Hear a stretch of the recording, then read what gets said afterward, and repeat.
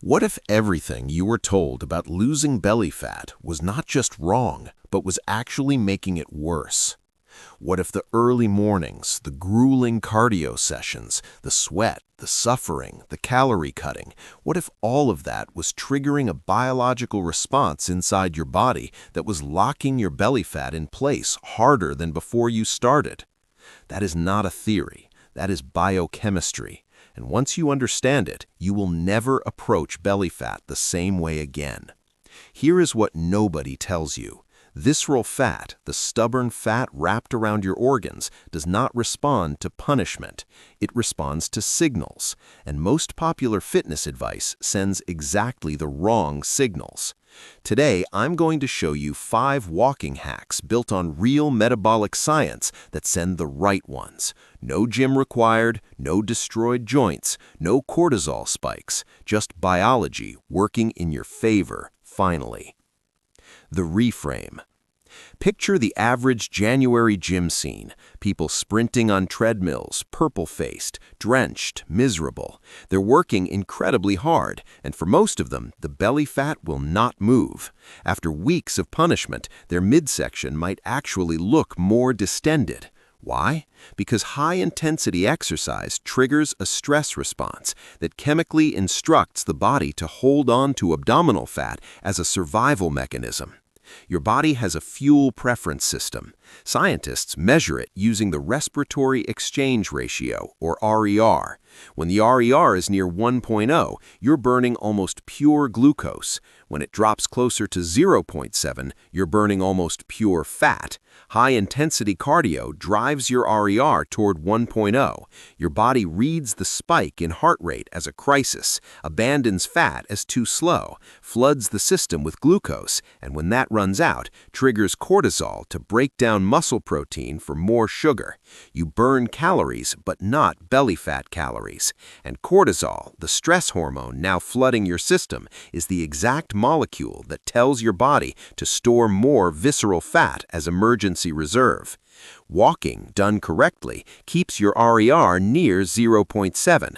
Your nervous system stays calm, oxygen flows abundantly, and your mitochondria, the fat-burning engines inside your cells, run at full capacity. Fewer calories burned per minute, yes, but the percentage coming directly from visceral fat stores, dramatically higher.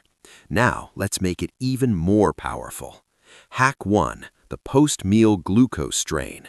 The single most powerful time to walk, if belly fat is your goal, is within 10 to 20 minutes after your largest meal of the day. Here's the mechanism. When you eat, blood glucose rises, and your pancreas releases insulin to shuttle that glucose into cells.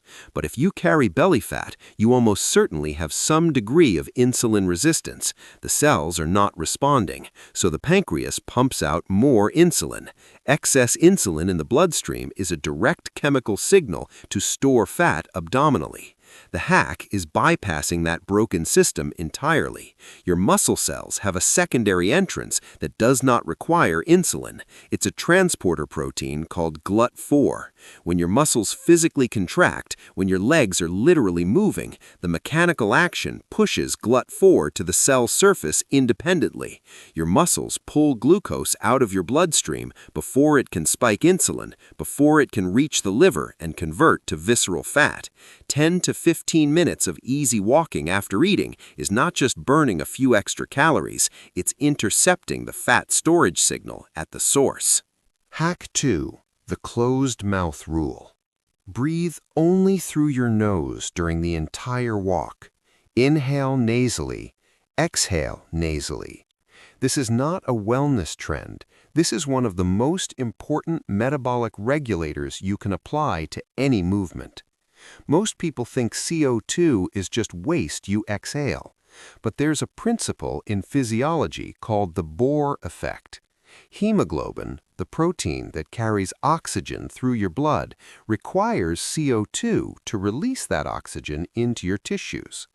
When you breathe through your mouth, you dump CO2 too fast. Your blood holds oxygen too tightly, and your fat-burning mitochondria are starved of the oxygen they need to oxidize fat. Less oxygen means less fat burning, even though you are exercising. Nasal breathing preserves CO2, optimizes oxygen delivery, and triggers the release of nitric oxide, which dilates blood vessels and directly activates the parasympathetic nervous system. You are burning fat while simultaneously signaling your entire nervous system to calm down. That combination is exactly what visceral fat responds to. Use nasal breathing as your built-in speedometer. If you feel the urge to open your mouth and gasp, you are walking too fast. Slow down. Your pace should always stay within the range where nose breathing is effortless. That zone is your fat-burning zone. No monitor required. Hack 3. Add a small load. Your body adapts fast. Walk the same route at the same pace for 3 weeks, and it will burn noticeably fewer calories by week 4. This is metabolic adaptation, and it kills most walking programs. The solution is not walking faster, because faster breaks the nasal breathing rule. The solution is adding weight. Wear a backpack with 5 to 10 pounds inside, a couple of water bottles, some books. This is called rucking, and the physiology behind it is remarkable. The added load recruits your core, lower back, glutes, and postural muscles, turning a lower body activity into a full body stabilization event. It activates type 2 muscle fibers without the joint impact of running.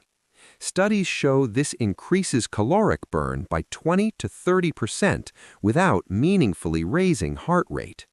But the deeper mechanism is a hormone released by your bones under load called osteocalcin.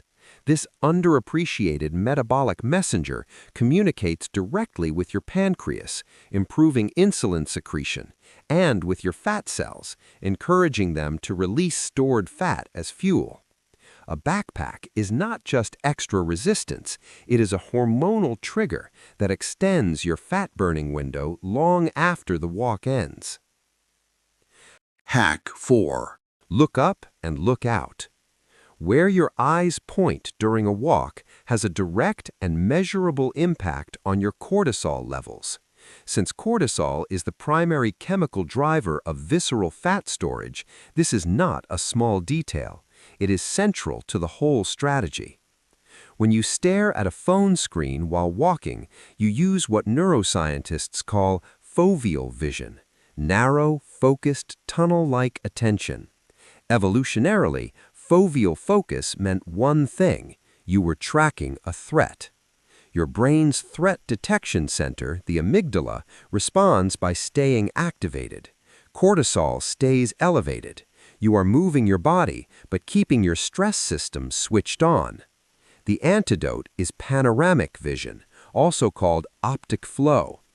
When you let your gaze rest on the horizon and allow your peripheral vision to take in the environment as you move forward, the passing objects on either side create a natural visual flow pattern. Research shows this specific pattern of forward motion with wide visual scanning directly inhibits amygdala activity. Anxiety drops, cortisol steps back, the nervous system shifts into parasympathetic mode. Leave your phone in your pocket, walk outside, look forward, let your eyes naturally scan the landscape. Within minutes, your breathing deepens, your thinking clears, and a real, measurable sense of calm settles in. That calm is your cortisol declining, and cortisol declining is belly fat losing its reason to stay. Hack 5. The fasted morning window. If you want to accelerate everything, add a short walk before breakfast. The metabolic conditions in the morning are fundamentally different from any other time of day, and they are uniquely suited for burning visceral fat. Overnight, your liver glycogen has been partially depleted. Insulin is at its lowest point in the entire 24-hour cycle. When you introduce movement in this state, there is no insulin blocking fat release, no full glycogen tank competing as fuel.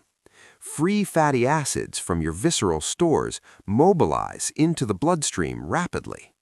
A 20-minute fasted walk draws directly from the fat you are trying to eliminate, not from your last meal. But there is a second benefit that most people completely overlook. Getting natural morning light into your eyes within the first hour of waking anchors your circadian rhythm. It locks your cortisol peak to the morning, where it belongs biologically, and ensures it drops steadily through the day. People who miss morning light often have cortisol patterns that stay elevated into the evening, disrupting sleep. Poor sleep, even 2 consecutive lights, measurably worsens insulin sensitivity the next day. Your morning walk is not just burning fat today, it is engineering the hormonal environment that makes fat burning easier tomorrow and compounding that advantage every single day. Stack these 5 hacks together and understand what you are actually doing. You are not just going for a walk, you are draining glucose before it becomes fat. You are optimizing oxygen delivery to your mitochondria. You are recruiting more muscle and releasing osteocalcin. You are shutting down your amygdala and pulling cortisol out of the equation. You are creating the precise hormonal conditions your body needs to finally let go of the fat it has been holding. None of this requires suffering. It requires understanding. When you know which levers to pull and why, the actions stop feeling like punishment and start feeling like precision. Your body was never broken. It was just receiving the wrong instructions. Tonight, do not plan a workout. Plan a walk. Grab a backpack. Close your mouth. Look at the horizon. Let biology do the work.